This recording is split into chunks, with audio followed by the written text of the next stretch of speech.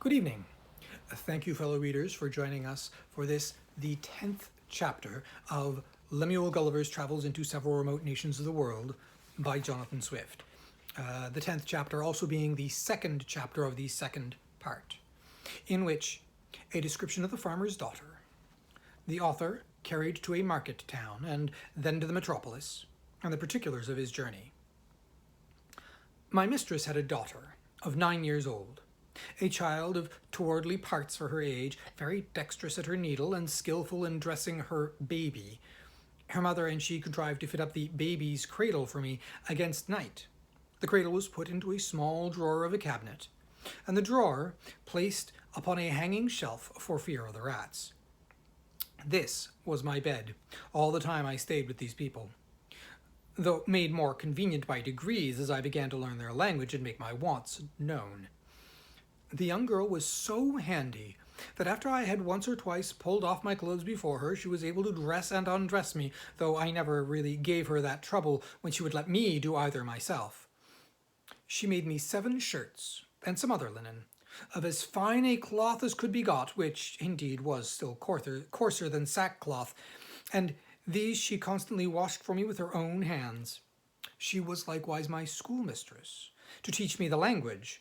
When I pointed at anything, she told me the name of it in her own tongue, so that in a few days I was able to call for whatever I had a mind to.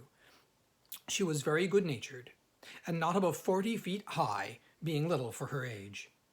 She gave me the name of Grildrig, which the family took up, and afterwards the whole kingdom. The word imports what the Latins call nanunculus, the Italians homuncucelitano, and the English mannikin. To her I chiefly owe my preservation in that country. We never parted while I was there. I called her my Glumdalklitch, or little nurse, and I should be guilty of great ingratitude if I omitted this honourable mention of her care and affection toward me, which I heartily wish it lay in my power to requite as she deserves, instead of being the innocent but unhappy instrument of her disgrace, as I have too much reason to fear.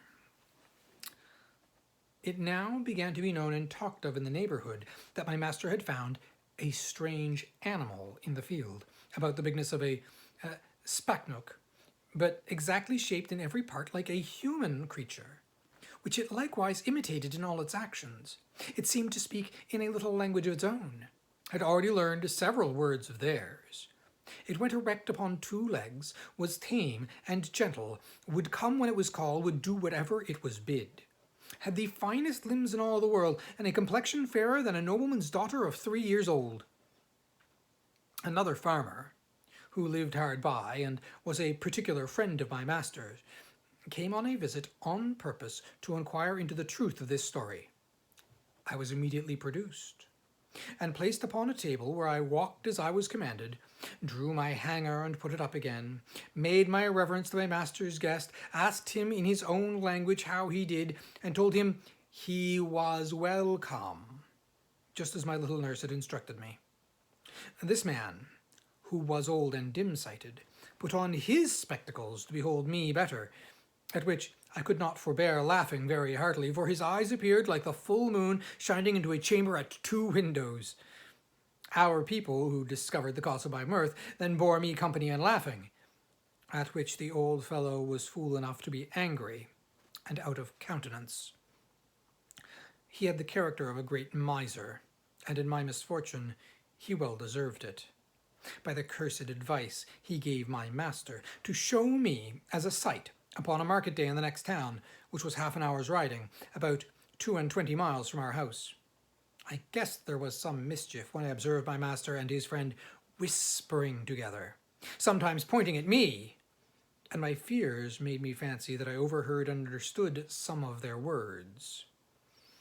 But the next morning, Glumdalklitch, my little nurse, told me the whole matter, which she had cunningly picked out from her mother. The poor girl laid me on her bosom and fell a-weeping with shame and grief. She apprehended some mischief would happen to me, from rude and vulgar folks who might squeeze me to death, or break one of my limbs by taking me in their hands. She had also observed how modest I was in my nature, how nicely I regarded my honour, and what an indignity I should conceive it to be exposed for money as a public spectacle to the meanest of the people. She said her papa and mamma had promised that Grildrig should be hers, but now she found they meant to serve her as they did last year, when they pretended to give her a lamb, and yet as soon as it was fat, sold it to a butcher. For my own part, I may truly affirm that I was less concerned than my nurse. I had a strong hope, which never left me, that I should one day recover my liberty. And as to the ignominy of being carried about for a monster, well, I considered myself to be a perfect stranger in the country, and that such a misfortune could never be charged upon me as a reproach if ever I should return to England, since the King of Great Britain himself in my condition would have undergone the same distress.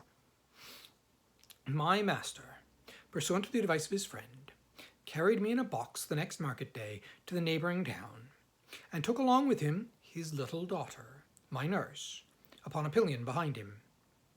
The box was close on every side, with a little door for me to go in and out, and a few gimlet holes to let in air. The girl had been so careful as to put the quilt of her baby's bed into it for me to lie down on. However, I was terribly shaken and discomposed in this journey, though it was but half an hour, for the horse went about 40 feet at every step, and trotted so high that the agitation was equal to the rising and falling of a ship in a great storm, but each much more frequent. Our journey was somewhat farther than from London to St. Albans. My master alighted at an inn which he used to frequent, and after consulting a while with the innkeeper and making some necessary preparations, he hired the Grulrud, or crier, to give notice through the town of a strange creature to be seen at the sign of the Green Eagle, not so big as a splachnook, an animal in that country very finely shaped, about 6 feet long, and in every part of the body resembling a human creature that could speak several words and perform 100 diverting tricks. I was placed upon a table in the largest room of the inn, which might be near 300 feet square. My little nurse stood on a low stool close to the table to take care of me and direct what I should do.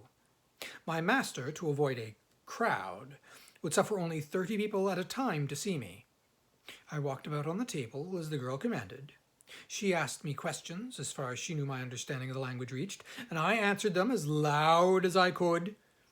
I turned about several times to the company, paid my humble respects, and said they were welcome, and used some other speeches I had been taught. I took up a thimble filled with liquor, which Glundalclich had given me for a cup, and I drank their health. I drew out my hanger and flourished with it after the manner of fencers in England. My nurse gave me part of a straw, which I exercised as a pike, having learnt the art in my youth.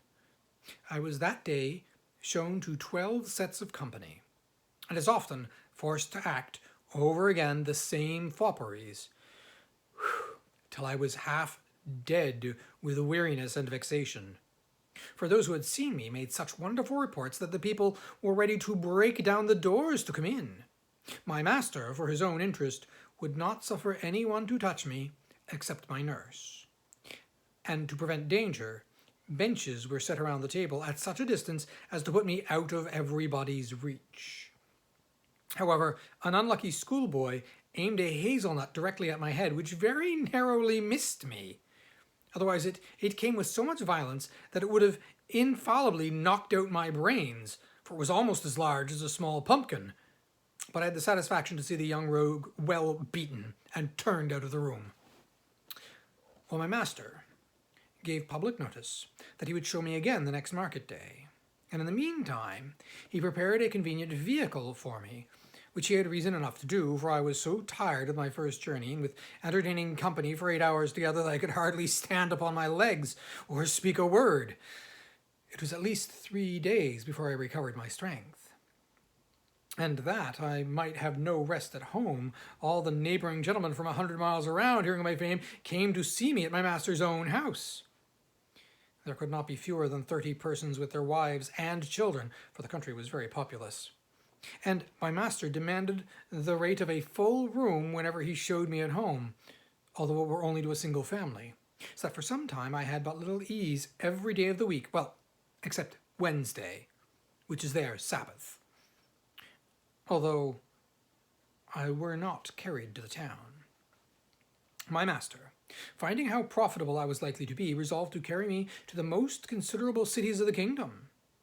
Having therefore provided himself with all things necessary for a long journey, and settled his affairs at home, he took leave of his wife, and upon the 17th of August, 1703, about 2 months after my arrival, we set out for the metropolis, situated near the middle of that empire, and about 3,000 miles distant from our house.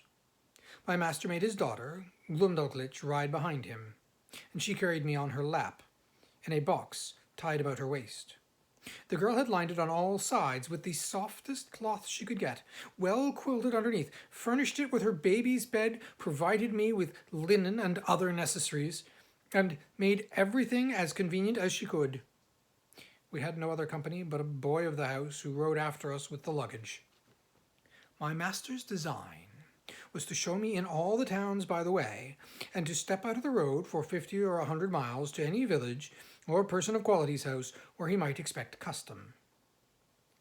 We made easy journeys of not above 7 or 8 score miles a day, for Glumdalclitch, on purpose to spare me, complained she was tired with the trotting of the horse. She often took me out of my box at my own desire to give me air and show me the country, but always held me fast by a leading string. We passed over 5 or 6 rivers, many degrees broader and deeper than the Nile or the Ganges, and there was hardly a rivulet so small as the Thames at London Bridge. We were 10 weeks in our journey, and I was shown in 18 large towns, besides many villages, and private families. On the 26th day of October, we arrived at the metropolis, called in their language the Lorbelgrud, or Pride of the Universe. My master took a lodging in the principal street of the city, not far from the royal palace, and put out bills in the usual form, containing an exact description of my person and parts. He hired a large room between 300 and 400 feet wide. He provided a table 60 feet in diameter upon which I was to act my part, and palisaded it around 3 feet from the edge, and as many high, to prevent my falling over. I was shown 10 times a day, to the wonder and satisfaction of all people. I could now speak the language tolerably well, and perfectly understood every word that was spoken to me. Besides, I had learnt their alphabet, and I could make a shift to explain a sentence here and there, for Glumdalclitch had been my instructor while we were at home, and at leisure hours during our journey. She carried a little book in her pocket, not much larger than a Sanson's Atlas. It was a common treatise for the use of very young girls, giving a short account of their religion, and out of this she taught me my letters, and interpreted the words. And that is the end of the 10th chapter, or the second chapter of the second part.